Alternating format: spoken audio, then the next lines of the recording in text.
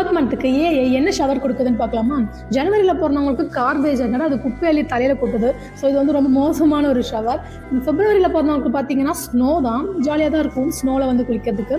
அதுக்கப்புறம் மார்ச்சில் பிறந்தவங்களுக்குலாம் வந்து மார்பிள் கல், ஐயோ இது வந்து தலையில் பட்டதுன்னா பயங்கரமாக வலிக்கும், மண்டை வீங்கிடும். ஏப்ரலில் பிறந்தவங்களுக்கு பார்த்தீங்கன்னா ரீசைக்கிள் டாய்லெட் வாட்டர், கன்றாவியே இதெல்லாம் ஒரு ஷவர்னு கொடுக்குறாங்க. மேல பிறந்தவங்களுக்கு பார்த்தீங்கன்னா திக்கான வாட்டர், அது என்ன வாட்டர் தெரியல, ரொம்ப திக்காக இருக்குது இந்த வாட்டர். ஸோ இதெல்லாம் வந்து குளிக்க முடியாது. ஜூனில் பிறந்தவங்களுக்கு லிக்விஃபைடு பாய்சனாக குலகார பாதிகளா, இது இல்லாமல் ஷவராக கிஃப்டாக கொடுப்பாங்க.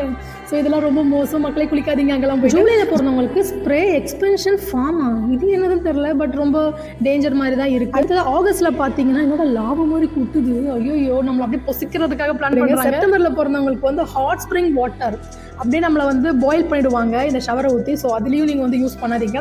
அக்டோபரில் பார்த்தீங்கன்னா பலூன், பரவாயில்லையே இது ஒன்று தான் உருப்படியாக வந்திருக்குன்னு நினைக்கிறேன் எனக்கு தெரிஞ்சு. நவம்பரில் பிறந்தவங்களுக்குலாம் என்ன கொடுக்குறாங்க, நேச்சோ சீஸை கொண்டு வந்து பாத்ரூம்லேயே கொட்டுவாங்க. அடுத்ததான் இந்த பேய், ஐயோ டிசம்பரில் வந்து முடி, மக்களே இது என்ன முடி யார் முடின்னு தெரியல, முடியாக கொட்டுது. ஸோ உங்களுக்கு என்ன வந்ததுன்றதை கமெண்ட் பண்ணுங்கள்.